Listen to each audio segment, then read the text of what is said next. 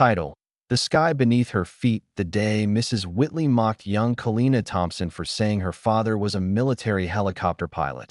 Something deep inside the 8-year-old cracked, quietly, invisibly. That's quite the imagination, the teacher had sneered, triggering a wave of classroom laughter that echoed like shards in a mirror.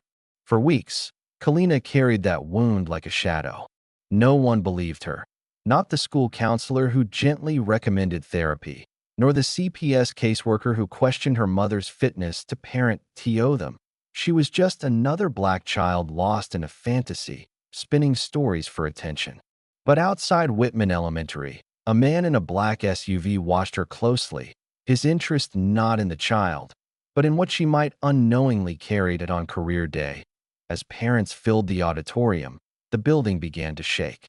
Windows rattled, papers flew, and as a matte black helicopter descended onto the field behind the school, Captain Marcus Thompson came not only to support his daughter, but to protect her, and prove that sometimes the most dangerous mistake is refusing to believe a child when she tells the truth. Sunlight filtered into Mrs. Whitley's third-grade classroom as children buzzed with anticipation for the start of career week. Every day, students would present what their parents did for a living. Hands shot up like popcorn. First was Tyler Mitchell, whose mother was a dentist. Next came Abby Lynn, whose father owned a hardware store.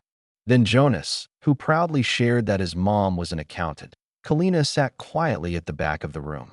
Unlike her classmates, she didn't raise her hand. She waited, patient. When the room quieted, she stood. Her cardigan matched the yellow ribbons in her curly puffs. "My dad's a pilot," she said, her voice clear. "He flies big helicopters for the military." Mrs. Whitley arched a brow, a smirk twitching at the corner of her mouth. "That's quite the story, Kalina." The laughter was immediate. A boy imitated rotor sounds. Another rolled her eyes. "And my dad's Superman," she scoffed out. Mrs. Whitley made no attempt to stop the ridicule. In fact, she added her own. "That's a nice imagination, sweetheart. But let's stick to real jobs, okay? Your mom's a nurse, right?" Kalina's hands balled into fists. "But he really is a pilot." "That's enough," the teacher snapped. "Take your seat." Back at her desk, Kalina didn't notice the one boy watching her, not mocking, just quiet. Ethan Rivera, thin and bespectacled, opened his mouth, then closed it.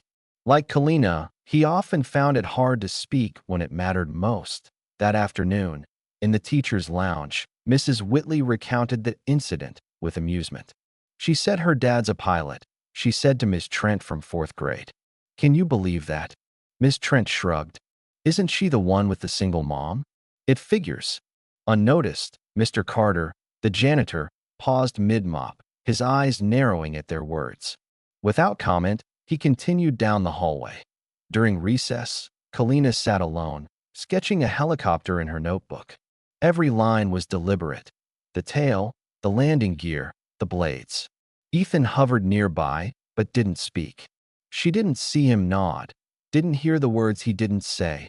"I believe you did." As the bell rang, and Kalina walked home alone. She didn't notice the black SUV parked near the playground. The man inside watched her carefully, jotting something in a notebook. To home, her mother, Camille, a nurse still in scrubs, rushed to prepare dinner. "There's my girl," she said, kissing Kalina's forehead. "How was school?" Kalina forced a smile. "It was fine." Later, with her mom at work, Kalina retreated to her room. From under her bed, she pulled out a box covered in stickers of clouds and aircraft. Inside were photographs, her father in uniform beside helicopters, flight patches, and a letter that read, "From the cockpit, love, Dad." She traced her fingers over the items, tears welling. She hadn't lied. Why wouldn't anyone believe her? She whispered into the plastic walkie-talkie he'd given her. "Come back soon, Daddy." "They don't believe me." In her dreams, she saw him. The memory was clear, him tucking her in, still in his flight gear. "You fly high enough to touch the stars?" she had asked. "Almost, baby girl. Almost. Promise you'll come back?" "I'll always come back."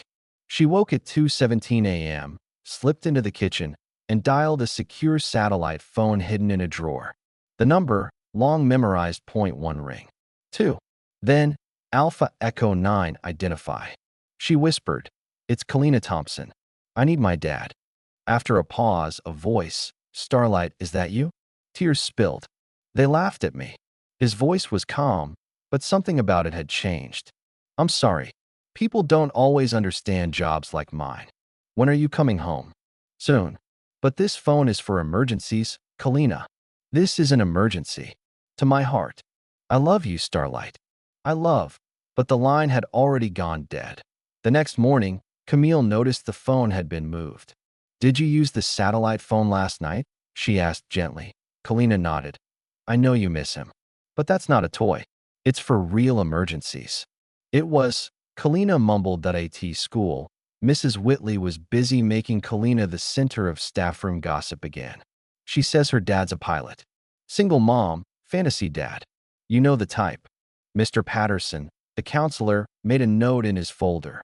Later, as Kalina left the building, the SUV was parked even closer. She changed her route, walking home behind the community center. Inside the SUV, a man watched encrypted images on a tablet: Kalina's school ID, Camille's hospital, satellite maps. "Target confirmed," he said into a phone. "Awaiting extraction orders." That night, Camille's sister Layla visited. "Have you heard anything?" she asked. "Nothing concrete in a month," Camille whispered. Elijah wouldn't disappear. "Unless he couldn't help it," Camille admitted. Kalina sat at the top of the stairs, listening at a tea recess the next day. She drew a new picture: a helicopter hovering over the school, rope ladder extended, a girl waiting below. Ethan sat beside her, offering a silver crayon. "You believe me?" Kalina asked. He nodded. "My uncle was in the Air Force. Your dad sounds like him." The next day, Kalina brought a model helicopter to school. Mrs. Whitley picked it up with fake enthusiasm. "See, class, our imagination can take us anywhere." "It's not a toy," Kalina said quietly. "It's a scale model. My dad gave it to me." That afternoon, Camille opened a letter with no return address. A photo of Kalina, taken from above, clearly surveillance. And a note: "We're watching. He can't hide forever." Camille didn't call the police. Instead, she called a number she hadn't used in years. "This is Camille Thompson," she said. "My husband is Captain Marcus Thompson. We've received a threat." At night, Kalina whispered to her walkie-talkie, "I still believe in you." Miles away, Marcus stood in a military bunker, watching his family on surveillance screens. "They've located your family," an aide said. "What are your orders?" Marcus's jaw tightened. "Prep the extraction team.